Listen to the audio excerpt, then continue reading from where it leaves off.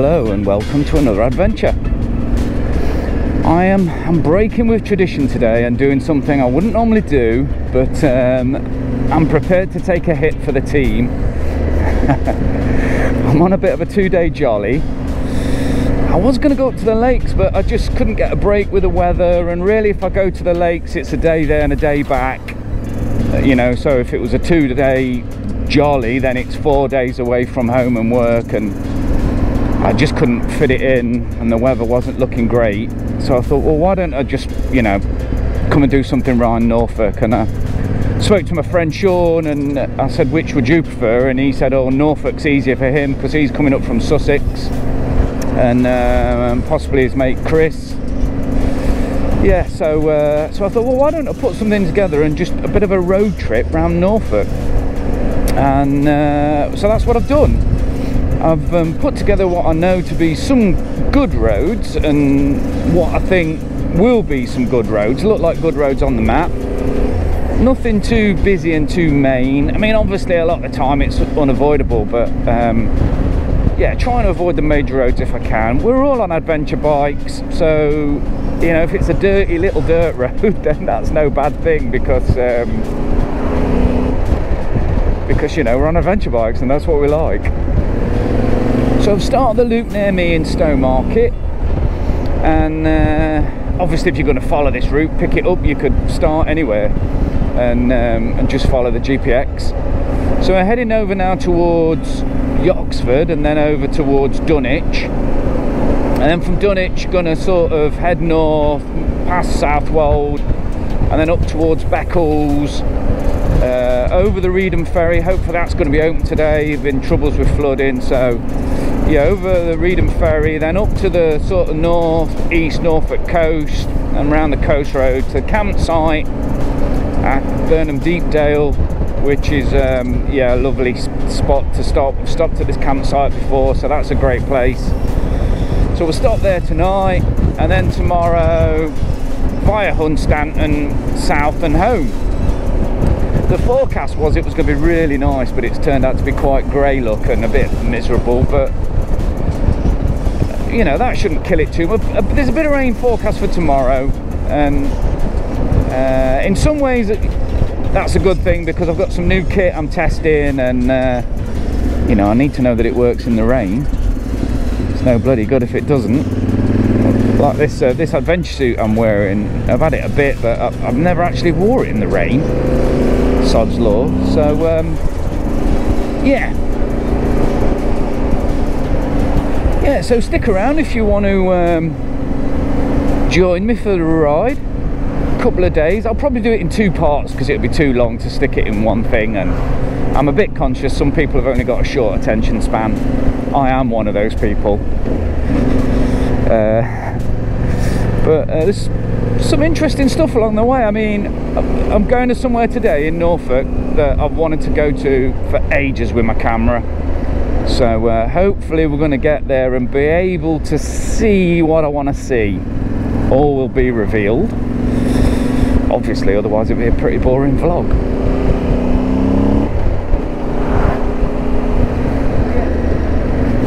Right, so this is Yoxford, one of many little gorgeous villages we're going to be going through over the 2 days.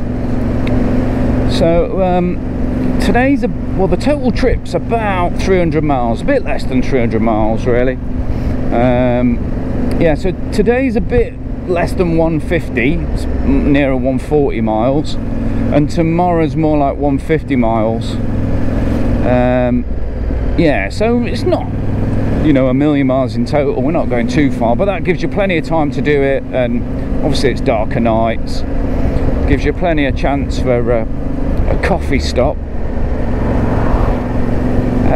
yeah, and see the sights, take anything in, stop, get your camera out, which is what I'm hopefully going to do today if I can remember to do it. I just, you know, I just keep going. That's my problem, just keep riding.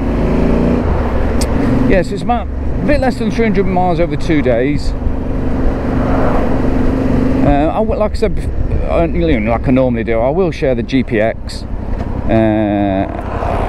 yeah, in the normal manner. And yeah, then you can come along and do it. Obviously you can modify it, do whatever you want, I guess. I guess really I should call this the windmill tour, because you know there is a lot of windmills on this trip.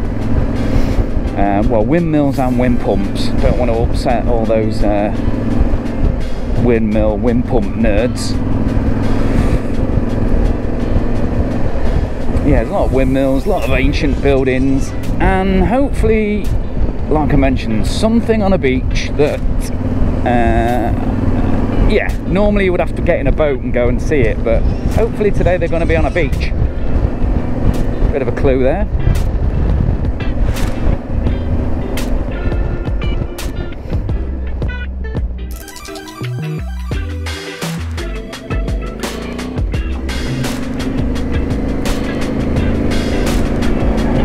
So we're heading into Dunwich now, and Dunwich actually is it's quite an interesting place, because in Anglo-Saxon times it was kind of the capital of Anglo-Saxon England, and this old priory here was part of that. There's not much left of it now. You can just see there, look, the old friary. Oh, I've got to get a picture on her. I know it says no parking, but that doesn't mean bikes. Never does when it says that. Yeah, let's get a photo. Let's turn around and get a photo. Yeah, it's nice here. Oh, interesting. Yeah, so obviously the coast is just over there, and years ago, you know, hundreds of years ago, the village of Dunwich was over in that direction, but it was all basically swallowed by the sea, and you know, it's gone missing. So they have done, like, Time Team and did a thing where they dived, you know, into the sea and found buildings and all sorts of stuff. But this old priory, I think there's a thing just round here that tells you more about it. Sign, seem to remember reading once. Yeah, here, look. Yeah, so it's an ancient monument, one of the most important in Suffolk. It is one of the last remaining structures and most complete of medieval Dunwich, once a busy port and a major East Anglian centre, now entirely almost lost to the sea. Right, so we've got a photo. Let's go and get a brew. Oh, well, I think the cafe is shut now, so I might have to do the next best thing and make our own. Free parking but no overnight.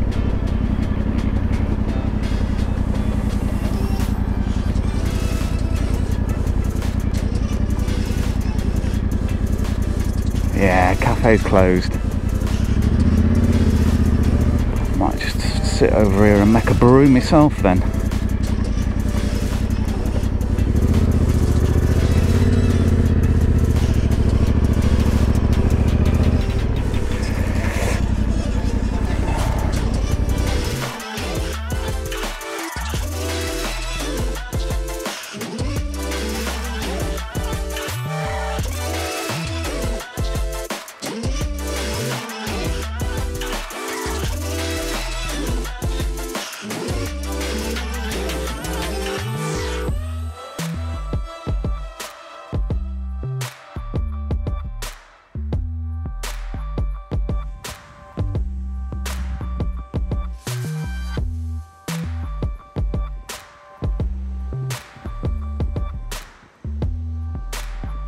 So I bought these Nelson bags recently, and they weren't a lot of money. They were under 200 quid, £193 I think, from Amazon. So it took a couple of days delivery. I think they're 28 litres each. So I'm used to using that Alt-Rider Hemisphere bag, which is 45 litres, plus I have normally my tent in another bag. So obviously I've got nearly 60 litres with the two bags, and then this bag is a 30 litre bag, and then in there I've got another one of these, which is the 15 litre one of these. These are like the Rhinowalk Krieger copies, which are fine for what I just need it to be, a bag. I don't really need it to be awesome, because I put everything in a waterproof bag, so it's just to, you know, keep it all together for me. These are, you know, I want these to be waterproof, but with this, you know, it's not so important. Yeah, so I'm hoping to do a sort of ACT Pyrenees trip, ferry down to Santander, you know, head east, some of the Tet, pick up the ACT, and then as soon as I run out of time, just turn left, head north through France and come home. So yeah, they're nice bags. You know, got this sort of webbing on them, and you know, plenty of adjusters, so as you cinch it down you can undo this valve and let the air out, because they're obviously waterproof being this sort of material.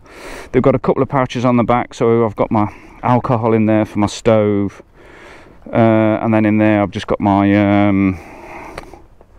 my chain lube, and my bike lock, my disc lock is in there. Get in.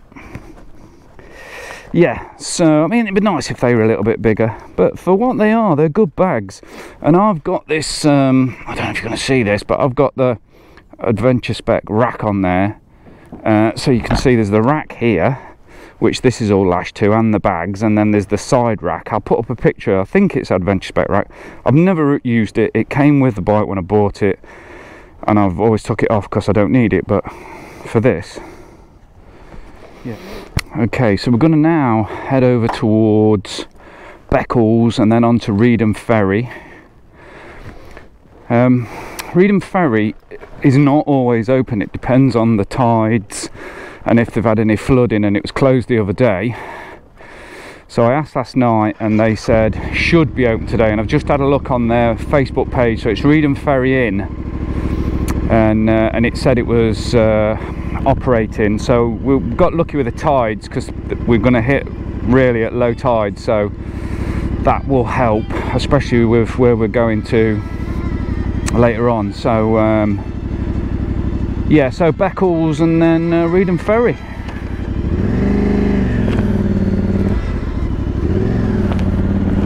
Yeah, enjoyed it so far actually.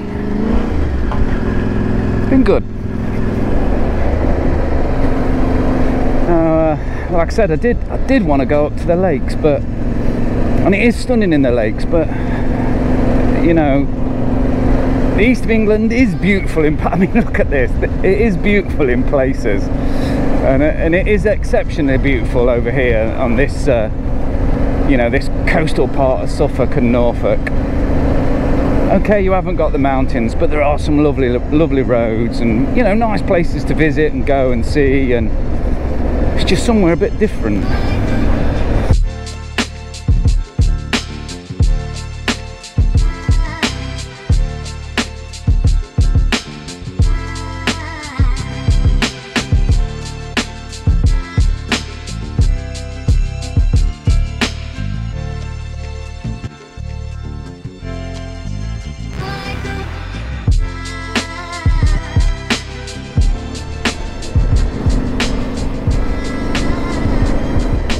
This is the only second time I've ever been over the Reedham Ferry actually. Last time was when I did the Anglia trail. So there's a campsite just the other side of the river here, and I stopped there. It was a fantastic place to stop, right by a pub.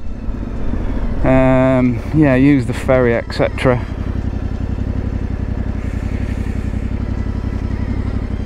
Yeah, I just missed it. It's just gone over the other side.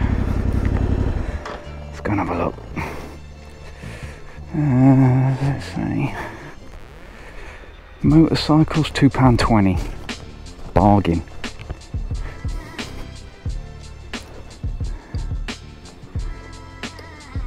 Yeah, the river does look high. Yeah, we're kind of cutting the corner by using Reedham Ferry, so we're staying off the main roads, and oh, come on, gloves. Yeah, and it just means, because this is the only way to cross the river other than going all the way to Great Yarmouth and then coming down. It's just, you know, some boring roads. So obviously by doing this, it does, well, it's just a scenic route, something a bit different.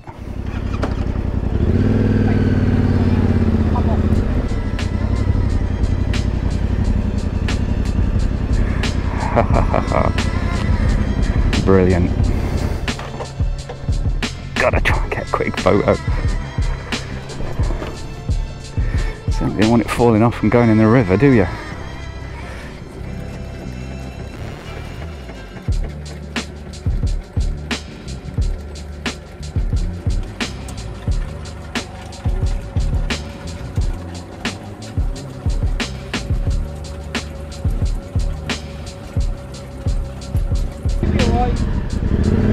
Right, cheers.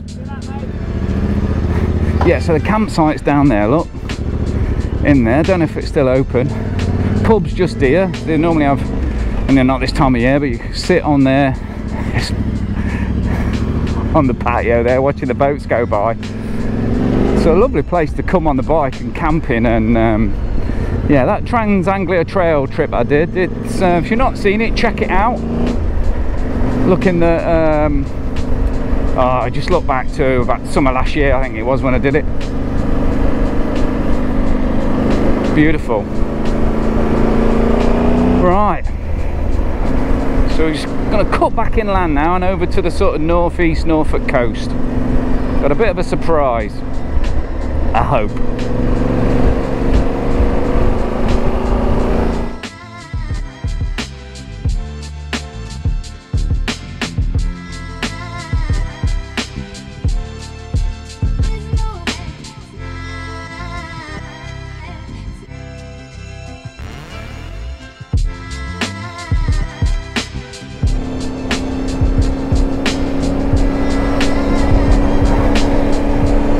So I think this is Horsey Wind Pump, I think, because it's here to pump the water out of the system, you know, move it from where it doesn't want it to where it does, as opposed to being a mill. The sign will probably prove me wrong. Horsey Mill, there you go, it's talking out my arse. It is one of the most photographed things around here, you know. I'm in a few sort of landscape groups on Facebook for East Anglia, and it is very, very popular. We're going to a place though that's known as Horsey Gap, which at the minute is very popular with photographers, as you'll see when we get there, I'm guessing. It does go down a bit of a lane. I think it's the only green lane on the trip. But it can't be that difficult a lane, because I think there's cars going down it all the time to get to the car park. Right, so we're going down here. Yeah, it's gravelled, look. So are these two. Great minds think alike and all that.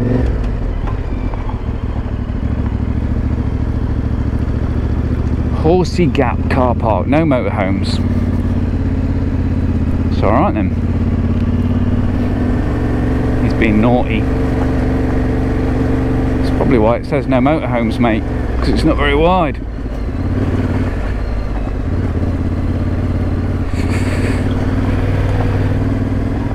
Anywhere? Just on the side over there. Okay. Or here. What, right by your box? You just want to look at my motorbike, don't you? Whatever you want us to watch it. You're an angle. Thank you.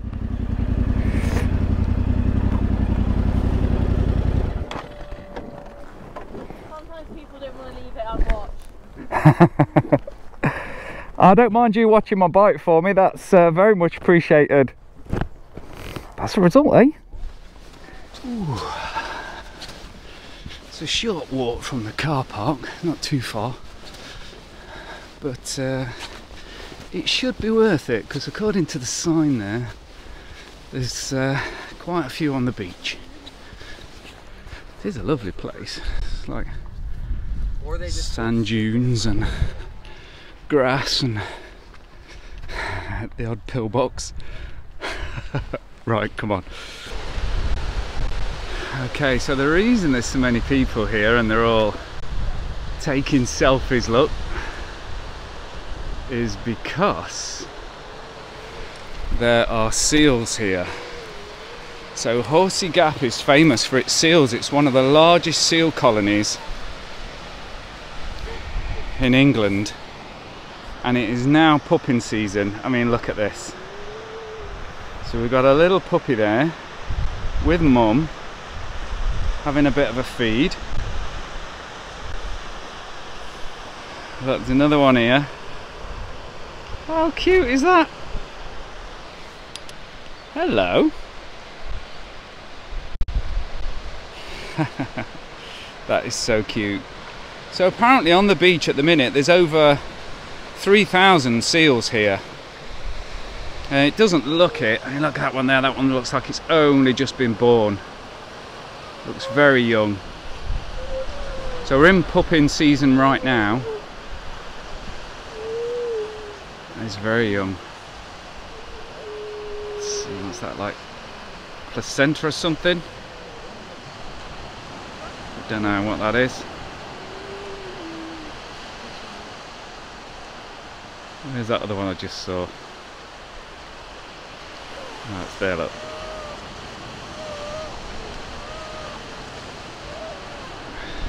So many young seals. It's quite amazing.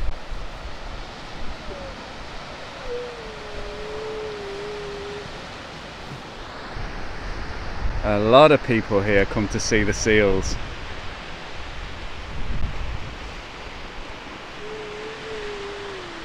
Quite right too, it is fascinating. They are too cute, these little seals. Look at this little fella and mum here, look. She's giving him a back massage. So don't you want any milk, mate? I'm certainly enjoying that.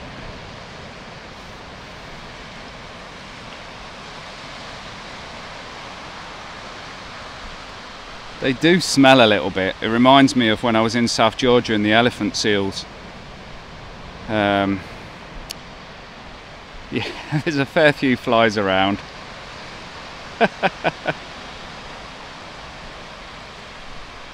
Someone's enjoying that. No! What are you doing? Mum! Get off! I was having a good read on the website before I came up here, and you know, it's giving you advice about being near the seals, and especially if they've got pups. And it said, you know, not to get closer than 10 meters.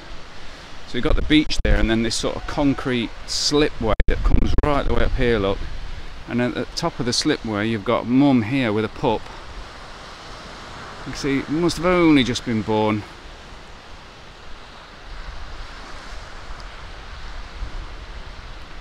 So I'm staying well away. Oh, just how cute is that?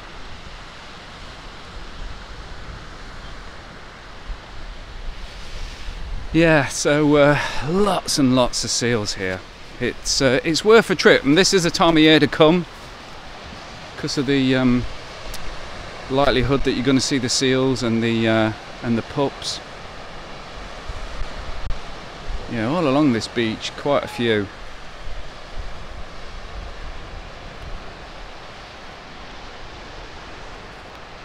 Absolutely amazing.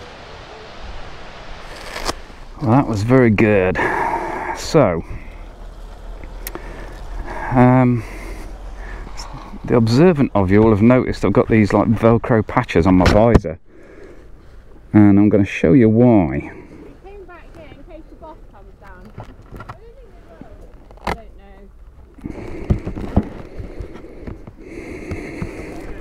know. Because I'm heading west now, and I'm going to be heading right into the sun. So I've just got this bit of push bike inner tube, some bits of Velcro, and made a little sun visor because it can be absolutely excruciating. Well, just dangerous as well, riding into the sun. Right, let's make sure I've got my flaps done up, don't want to be losing any camera gear. Yeah, so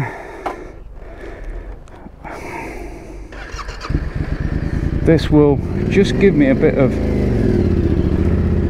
protection from that bright light as I'm heading west now.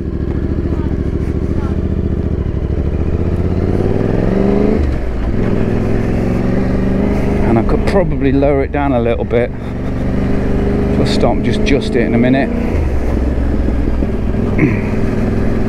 Yeah, well, that was bloody awesome. Yeah, it's just, yeah, that's perfect actually. Yeah, that was awesome.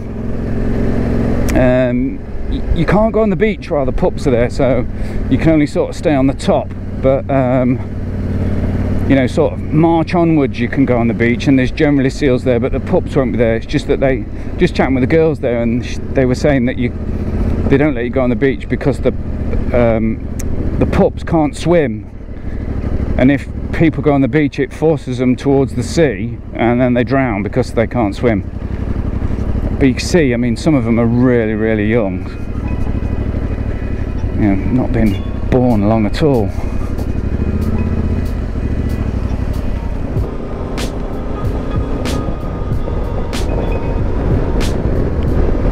The light's just changing, it's just, the clouds are breaking and there's a bit of blue sky and the sun's low, so you get that sort of warm glow. So where are we going next? Well, where we're passing anyway, it might just work out perfect.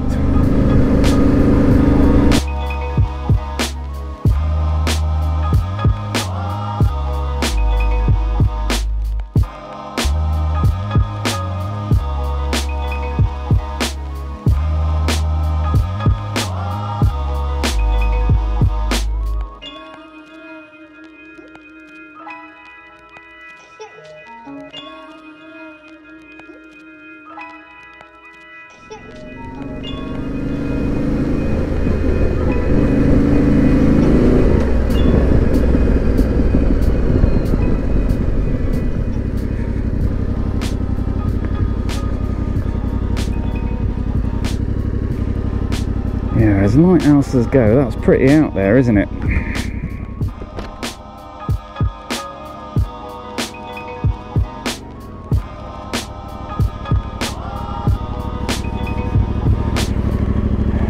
Yeah, it's a pretty impressive lighthouse, Happisburgh Lighthouse.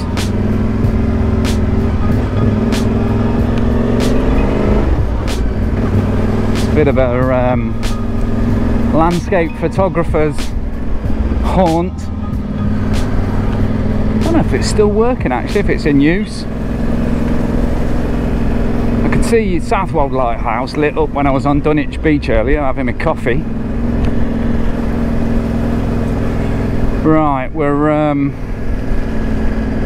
clock's ticking on. What time is it? 2:20. Got to get over towards the campsite now, over to Burnham Deepdale, so we just sort of get fairly close to Cromer and then swing on by. We're not going into town, or we're not going to go on the pier or anything in Cromer. Obviously, if you're doing this route, you can do what you bloody well like if you want to stop. Right, so we're just coming into Cromer. It's really grey a couple of miles ago, and now the sun's come out again, and it's quite magical. Such lovely light. So if I can get a photo with my bike and the pier, I'll be happy. I'm not sure if I can though. I've not been to Cromer for a while.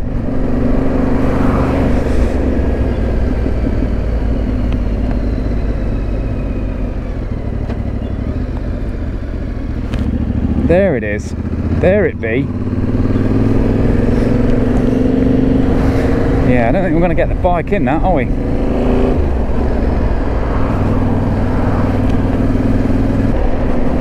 So this is obviously the coast road now that we're following into Sheringham. So we'll yeah, follow this all the way into Sheringham, and then beyond towards Burnham Deepdale, where the campsite is. So it's a nice road actually. If it's not too rammers with traffic, it's very nice. Yeah, wind's picked up as we're right on the coast. I can feel it blowing in from my left.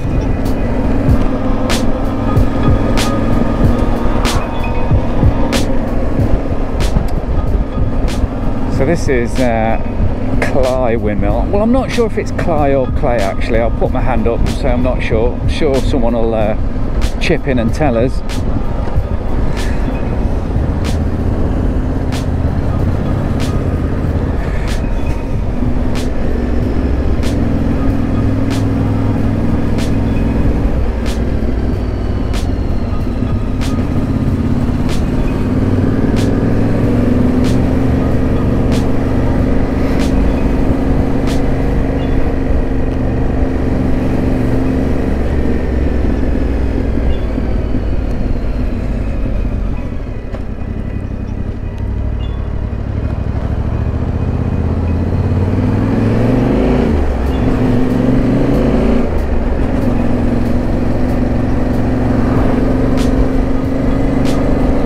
Lovely.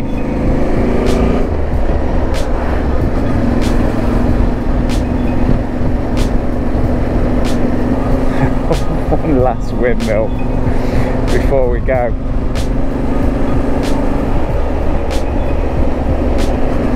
That's a nice windmill as well. So I'll say my goodbyes now. Yeah, I've enjoyed it. It's been a great day, great ride. A lot to take in and see, actually. And it's funny, isn't it? You know, you take these little back roads. I thought I'd do it in no time. I'd be here well early, but because you're not motoring along at a silly speed. The river's right up there, look, water level.